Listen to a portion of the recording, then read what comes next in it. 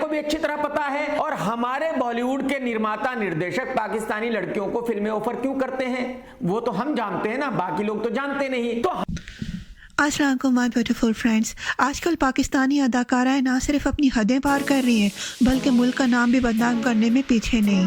اور تازہ مثال ہانیہ عامر اور بھارتی سنگر بادشاہ کی خاص دوستی ہے جو اس وقت بھارتی میڈیا میں تماشا بنی ہوئی ہے. بھارتی میڈیا میں خبریں گردش کر رہی ہیں کہ ہانیہ عامر بادشاہ کے ساتھ بہت زیادہ قریب ہو گئی تھیں اور وہ ان کے ساتھ رہ بھی رہی تھیں.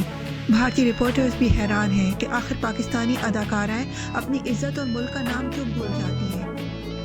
نہیں تو ہمارے بالی ووڈ میں جو ایک سنگر ہے بادشاہ, جو دھڑی کھاتا ہے, دھڑی ہگتا ہے, جس کو کوئی اپنے پاس بھی کھڑا نہیں کرتا, وہ تو اس ہانیہ کے ساتھ بنا فلم آفر کیے ہی مزے کر چکا ہے. مزے کی بات یہ ہے کہ جتنا بھارت میں اپنی جگہ بنانے کی کوشش کی جائے اتنی ہی ذلت کا سامنا کرنا پڑتا ہے. بھارتی میڈیا نے ہانیہ عامر کو شدید تنقید کا نشانہ بنایا کہ وہ بادشاہ کے ساتھ زیادہ وقت گزار رہی ہیں. یہی تو مسئلہ ہے, جب عزت اپنے ملک میں نہ ملے تو لوگ باہر جا کر بے عزتی کروانے لگتے ہیں. پہلے بھی کئی اداکارائیں بھارت میں فلموں کے چکر میں اپنی عزت اور ملک دونوں کی بے عزتی کروا چکی ہیں. صبا قمر اور ماہرہ خان کی مثال سامنے ہے, لیکن بعد میں وہی بھارتی میڈیا انہیں ذلیل کر کے چھوڑ دیتا ہے.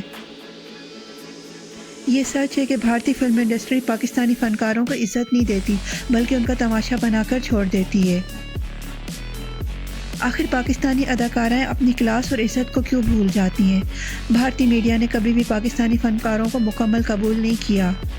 ہانیہ عامر کا یہ معاملہ ایک اور مثال ہے کہ ہمارے فنکار سستی شہرت کے پیچھے اپنے وقار کو خود تباہ کر دیتے ہیں. ایک فین نے لکھا, جب اپنی انڈسٹری میں عزت نہیں ملتی تو لوگ باہر جا کر ذلیل ہونا پسند کرتے ہیں. چلو جی, بالی ووڈ نے ایک اور پاکستانی سٹار کو بے عزت کر کے رکھ دیا.